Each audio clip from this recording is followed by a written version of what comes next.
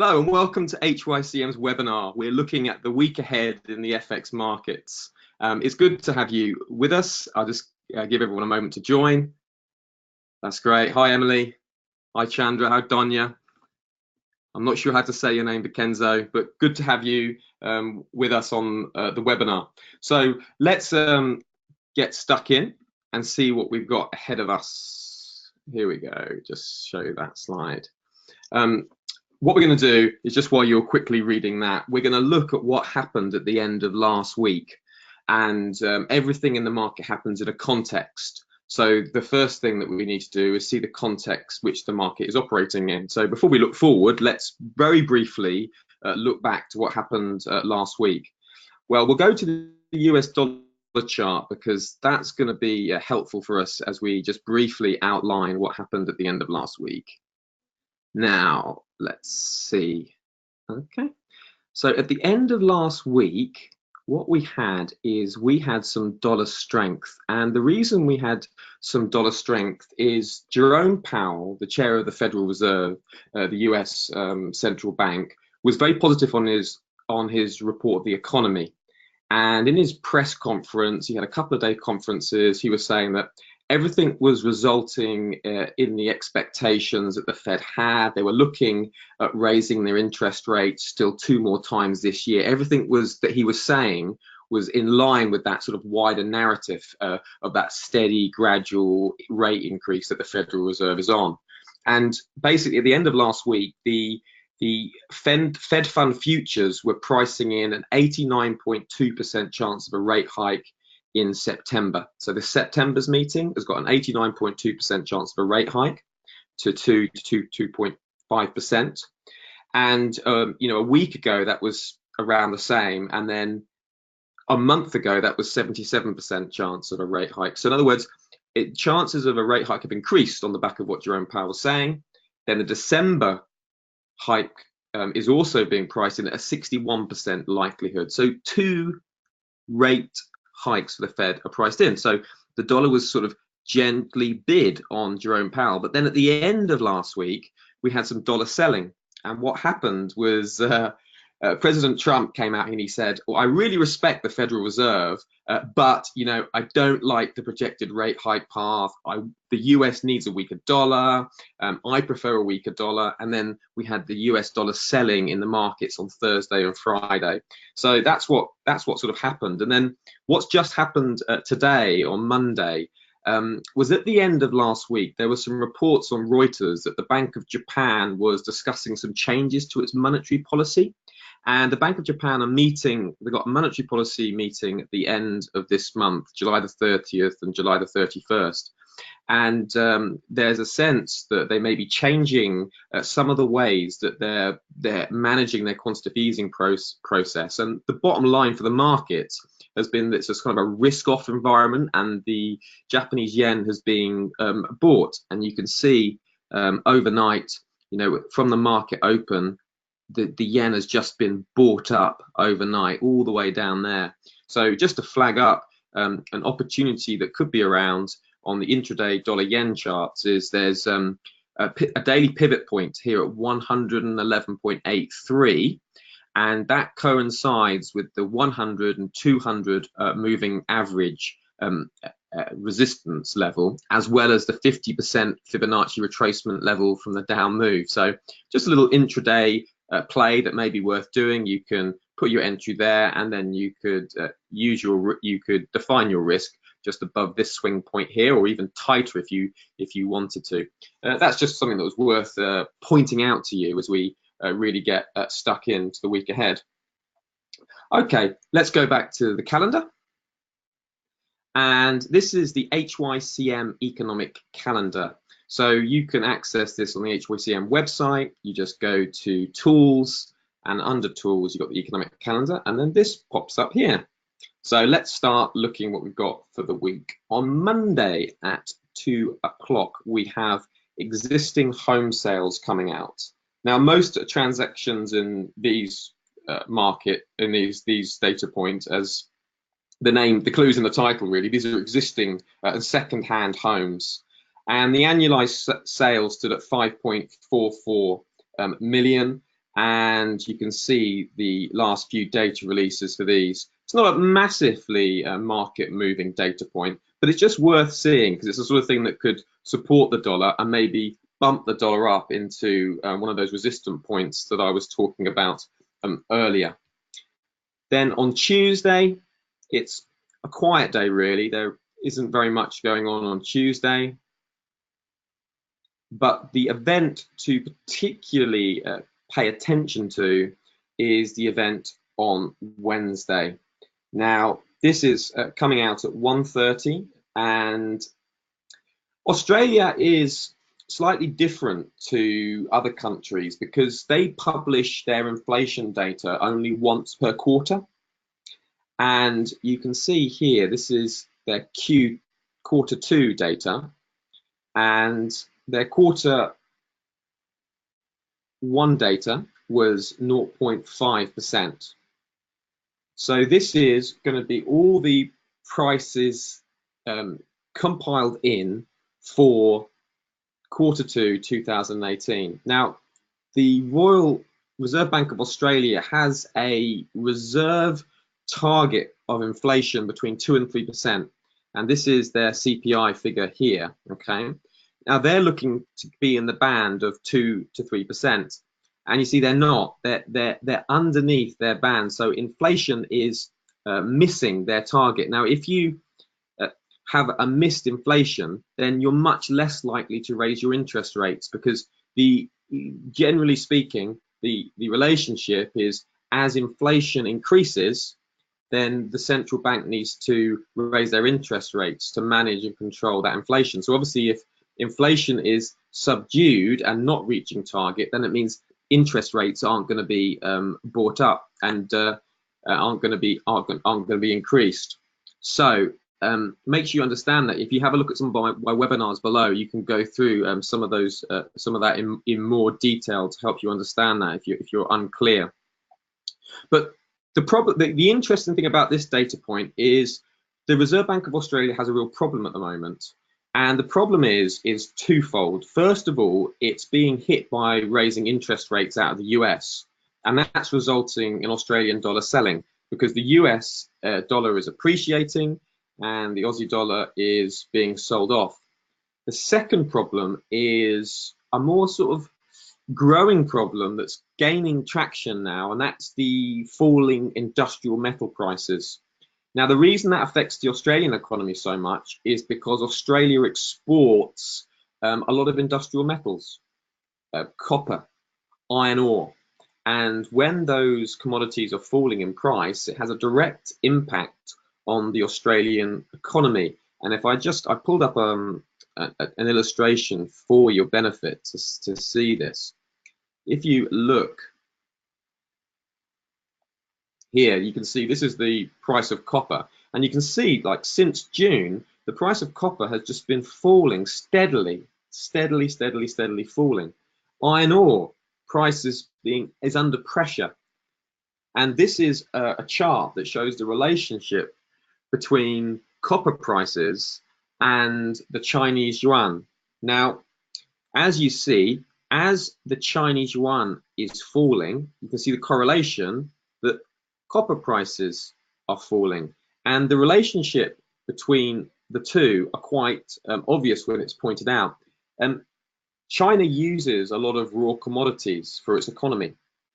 And because copper is a raw commodity, the Chinese government haven't been needing to use as much copper. So there isn't so much demand. So without the demand, the price is falling. And with all the talk of the US-China trade war, let's just move that away. That's the next part of the seminar. With the US-China trade war that's being spoken about, Trump announced on Friday he was willing to place tariffs on all Chinese imports on Friday. So what that means is the Chinese government and many other businesses are reluctant to invest in growth and development, and they're going to be scaling that back production, new orders. So that means that the demand for commodities is going to get less and less. And the harder the commodity markets are hit, the harder this is going to affect the Australian dollar. So when you understand that full context, then when we try to understand how to process the CPI data, there's a couple of ways we can play it. So let's look at the expectation. So the expectation is 0.5%. We also know that the year-on-year consensus is 1.9%. We know that the Reserve Bank of Australia wants a target between 2 to 3%. So the chance of them raising interest rates at the moment are very low, and the next interest rate rise for them is expected to be in 2019. So when we get the CPI data out, what we might look to do is if that figure is a slight beat, 0.6%, 0.7%, it won't be enough to change the Reserve Bank of Australia's path, and you know that it's not going to be affecting the wider question of commodity prices if the US-China trade war is going on. So in that case, a beat on that figure could be a really good opportunity to sell the Australian dollar at better prices. That's one to watch out for. And of course, if it's a miss, then that could be a really good opportunity to join the Australian dollar selling. So say like it was a really bad miss, 0.2%, then that would be a situation where you could quickly, as soon as you see the data release out, you could sell the Australian dollar, and you're likely to take, you could take 30, 40, 50 plus points out of the market just on that that simple data move. So one to watch. Set your alarm if you have to get up. It's worth getting up for. You have to do that sometimes, but one to look at in the context. And I will point out a potential swing trade for going into this event. Now, if I just call up the chart again. Now, the Australian dollar Canadian. This account here is a demo account, and the reason it is a demo account is because the whole purpose of this webinar, the whole idea of it all is to give you education, to help you understand how do I trade for myself, how do I define, how do I limit my risk, how do I understand sentiment, how do I understand fundamental analysis. So it's not trading advice, it's just a worked example for your education. So that's why these trades down here, this is a demo account. But this trade here is, I have opened this on my live account. As you know from the title of the webinar, I'm a forex.live.com analyst, and I trade money for a fund. And this is a trade that I've opened on the Australian dollar, Canadian dollar. And basically it's looking to pair weaker currencies with stronger currencies. That's always what I'm trying to look to do. And the Australian dollar, for reasons that I've outlined, is a weakening currency. The falling in commodity prices, the lack of demand in China. There's a strong correlation between the Chinese economy and the Australian economy, because Australia is so dependent upon China. If China is struggling, Australia is going to be struggling. That's the very simple handed way of understanding it. And by contrast, the Canadian dollar has been doing really well. I may get into discussing this at the end of the seminar, but very briefly, on Friday, there was a beat to the Canadian dollar inflation data. There was a beat to the retail sales data. There's been a bid put under oil prices because Saudi Arabia have been saying they're not going to flood the market with supply. They're going to kind of reduce some of their output by 100,000 barrels per day. And the sort of housing bubble in the Canadian market hasn't burst at all. Prices seem manageable. The Polotz in his last meeting was, reasonably optimistic about the economy. So you put it all together, then the Canadian dollar is looking quite strong. For reasons outlined, the Australian dollar is looking quite weak. So we pair a weak currency, in this case the Australian dollar, with a strong currency, in this case the Canadian dollar. So we have an Australian dollar, Canadian dollar, fundamental weak position. So we know that given the balance of probabilities that there are strong fundamental drivers in the market to sell the Australian dollar and to buy the Canadian dollar. Now, once you have that picture together, that's your fundamental picture. You now put together your technical aspect. So let's look at this chart technically. And can't quite zoom out enough, but on a very, very simple basis here, you might look at this chart and you see, okay, I've got a swing move to the downside, okay?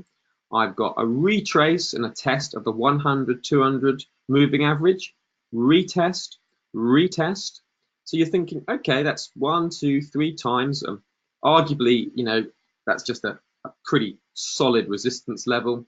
You might think to yourself, well, you know what, I'll just checking, this is my demo account, and when you do that, you just pop the stop above the high. So you could put your stop there above the 100, 200 moving average, and that you know that, you know, if price goes beyond there, you know that my analysis is wrong. That would be a very simple way to do it. And you could just say, well, look, this has been the down leg. We've got a retrace up to here. We've got stochastics turning to the downside. Why don't I play one extension down? So if I measure this length, why don't I measure that length from here all the way down? And that would be a good take profit zone. What I'll do is I'll just put a trailing stop on that just for our benefit and for our, you know, our purposes. I'll put a 30. I'll put a 200, 100. I'll put 100 points trailing stop on that. So just to leave that. Okay, so that's one way of processing this data. And then obviously, when you get to Wednesday, you know, you want to evaluate your position in light of what happens on Wednesday. But the Reserve Bank of Australia is anticipated to be slow, raising interest rates. Data's been a bit soft. You know that the fundamental pressure is going to be on Australia, and when if there's any statements after the data, then you know why that's going to be. Okay, let's go back to the charts. The next chart is US new home sales. Let's just see where they are. Ah, here they are. Now, obviously, contrary to the existing home sales, these are the new home sales, and that triggers a range of economic activities such as infrastructure spending, and the report for May did surprise a little bit to the upside, and we're looking at 0.67 thousand new homes. So that's a high level and kind of expected to be maintained for June. Okay, going to the next. Now, the next data point is very, very interesting. That data point is on Thursday at 11:45. We have the ECB press conference. Sorry, at 12:30 we have the ECB press conference. At 11:45 we have the deposit rate. Now, what you have to do to focus on this situation is the deposit rate is expected to be essentially the same. There's no anticipation, there's no unexpected rate rise. It's all should be exactly as it's meant to be. The only problem is that the policy statement and press conference afterwards is going to be really tricky. Now, the ECB defined their near-term path for monetary policy already in June. They've already outlined what they're expecting to do. So this is going to be a non-event, almost certainly, but this is going to be the event to watch. The July meeting shouldn't necessarily give you any new information, but if it does, it's one to watch, because what essentially Draghi did, and let's go back to the charts and we'll have a look on the charts here to see what he did. Let's just go to the euro US dollar.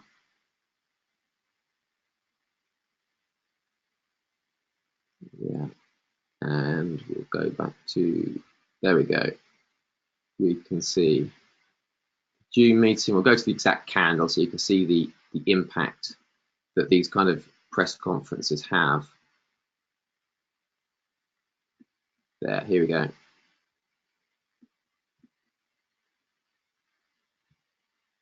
Let's just try and get this. There we go. So this was the last press conference in June. And what Draghi did is he announced that the quantitative easing program was going to be reduced, right? So that should be bullish for the euro. But at the same time, he announced that the European Central Bank would not be raising interests until 2019. So he managed to do the impossible, really, was he give some bullish news for the euro that had a bearish effect. And the market instantly sold off. I sold this off at the time, and as soon as he did it, I just joined the down move and made this amount of pips. So I can't quite see the grid on my chart because the webinar software is slightly in my way. So I sold it, pretty much straight off the bat, made sort of 40, 50, 60 points on that sell. And that is how things are set. But since then, people have been saying, well, okay, saying that you're going to keep interest rates on hold until 2019 is maybe a little bit vague. Because when is summer 2019? Is that June? Is that July? Or is that August? So there has also been some ECB members talking amongst themselves saying, well, actually, we think Draghi maybe gave a little bit too much of a dovish picture, and that really the situation is a little bit better than he indicated. And what about the pace of the quantitative easing program being reduced? Is that right, or do we want to extend it? And they did say in their communication that they were data dependent. So this story is going to be an interesting one to look on forward guidance. But the only thing to say is that the economic outlook for the Eurozone is kind of unchanged from June. So growth is likely to remain at 2%. And okay, there's downside risks from mainly the global environment that's affecting everyone. And there's risk of trade tensions between the EU and the US. But the June inflation numbers for the ECB didn't bring any surprises. There's still an uncertainty about the outlook for inflation for the Eurozone. But essentially, the ECB should be happy that underlying momentum is building in core inflation, and the levels are still very low with inflation at just 0.9%. So it's too early to say, well, that's either working or isn't working. So on the data points, so you can see at the moment, price has just been stuck in this kind of range. So we've had some US dollar weakness, which will put a temporary floor underneath the US dollar pair, because you got Trump saying he wants a weak dollar. Okay, so that's why we've seen some dollar selling, and the euro's just been slightly. You can see the euro's been veered into this session. Any dips have been bought. So this is kind of the range we're looking at here for the euro-US dollar pair. Just look Thursday and have a look and to see if you get any hints. Do they bring the forward guidance forward? Do they change their language? And if you're looking at that data and you think, oh, maybe you're thinking, I don't know exactly how to interpret the data. Well, come and look at what various analysts are saying, because there's a lot of analysts who will be looking at this, and they'll be able to interpret and help you understand that very quickly if that's something you yourself are not very sure on. Let's go back to the charts, and then we have the crude oil inventories. Where are they? Crude oil inventories. What day are we on? We are on Thursday. Yeah. Crude oil inventories going down. So I don't normally use this calendar, so it's like goes into my brain, and I can't see the obvious in front of me. Where are they? Crude oil inventories. I'm going to see them in a minute. My apologies.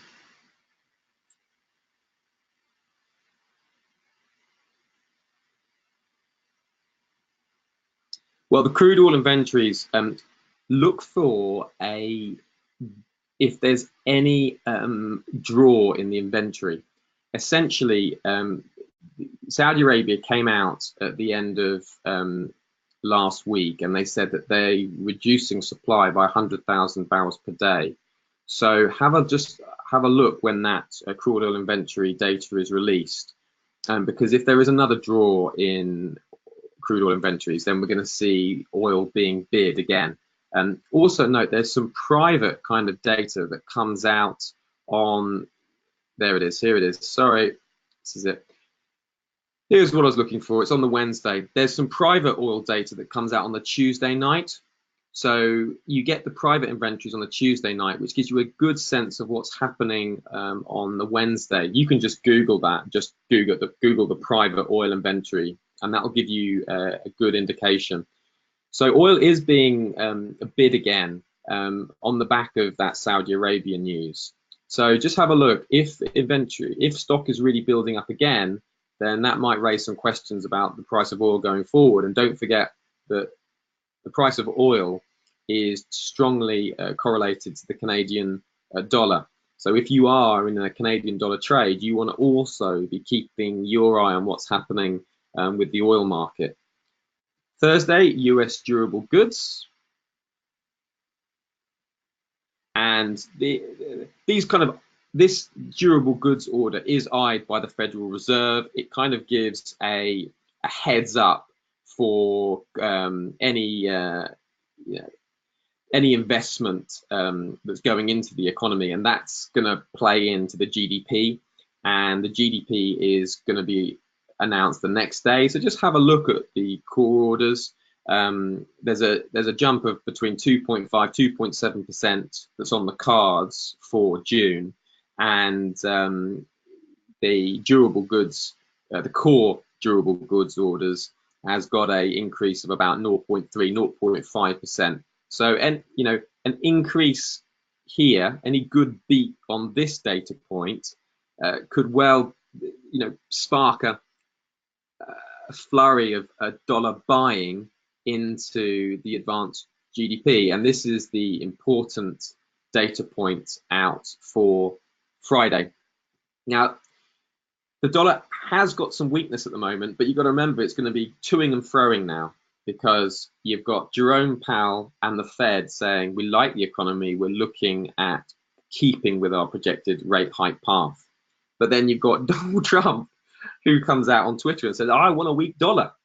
So you've got a very unusual situation, and this is so unusual for an American president to be sort of commenting on the currency market and the role of the Federal Reserve in such a public way. Remember, the Federal Reserve is independent to the presidency. So, when President Trump saying, I really respect the Federal Reserve, and then he's criticizing it in the next breath, it's a hard one to take, but that gives opportunities as traders, because the trade so far this year is when Trump has said something that really grates the markets or really results in a little sell. If you fade what he's doing, in other words, if he causes the dollar to sell and you buy the dollar, that's been the wise move so far this year. So just to put it onto your cards, that the GDP is expected to be 4% plus, and that figure is getting upgraded all the time. So it's a very important reading. It's growth, one of arguably the second most important data point for central banks, and you could easily see some dollar strength into the event. That's a strong read. If you look at the graph here, we had about 2% was the last reading in June, and now we're looking at 4%. So when was the last time it was at 4%? Well, the last time GDP was at 4%, over 4%, was like mid 2014. So this is looking a real boost in growth. So just to be aware of that, and look at that data point in conjunction with the durable good orders. So the old saying, buy the rumor, sell the fact. Well, the thing to look out for is look on maybe Wednesday or Thursday, or maybe even, arguably you could look at buying the dollar into this week because of the durable goods that are coming out on Friday. So you could buy the rumor of it, and then you could sell the facts. That's one potential way of playing that. Okay, that is this week. We've covered quite a lot. I hope that's given you food for thought. Remember, the idea of this is to give you an education. It's to make you think for yourself. And the way to start using this is to start looking ahead yourself. What's the next data points coming out next week? What's the market expecting for the next central bank meeting? The market is always trying to be one step ahead. It's always trying to preempt what's happening. So you need to get in line with that and get in tune with that. And by getting in line and in tune with that, you can position yourself well for the best opportunities. That's the end of our seminar now. If you've got any questions, you can always pop them up in the GoToWebinar panel. Apart from that, I'll give you a few moments, and then I'll just give you a little announcement. And yeah, so I'll just point this out to you, that the commitment of traders report for July, that's it, for the last COP report showed that large speculators are 47,000 contracts short on the Canadian dollar. So, and the week before that, there were 53,000 contracts short in the Canadian dollar. And I'll probably go into this some other time. I haven't really got time now, but essentially the way you use the COP report is you're looking for a divergence in the large speculators' position and new fundamental data. So here you can see quite a lot of people are short the Canadian dollar, but the fundamental data as of late has been pretty strong. So all those shorts are going to end up in trouble and underwater, and that's when you see a strong price move. So that's been further reason for me taking my Australian dollar Canadian dollar chart trade, which I demonstrated earlier. Now, the next week ahead live market analysis is on the 13th of August. I'm going away on my summer holidays, and I will be back for the 13th of August for our week ahead. So pop that date in your diary. There won't be a live market analysis next week or the week after, but then we'll be resuming the business as usual for the coming week. Thank you very much for listening. I hope you found that helpful. I'll just check if there's any questions. No, there's no questions there, nothing in the chat. So thank you very much for coming, and I hope you have a good week. Thank you, Emily and Greg, Kirzar, Philip, Van Guren, Barkan, Kenzo, Chandra. Great. Thank you very much for coming, and I hope you have a good week. Goodbye.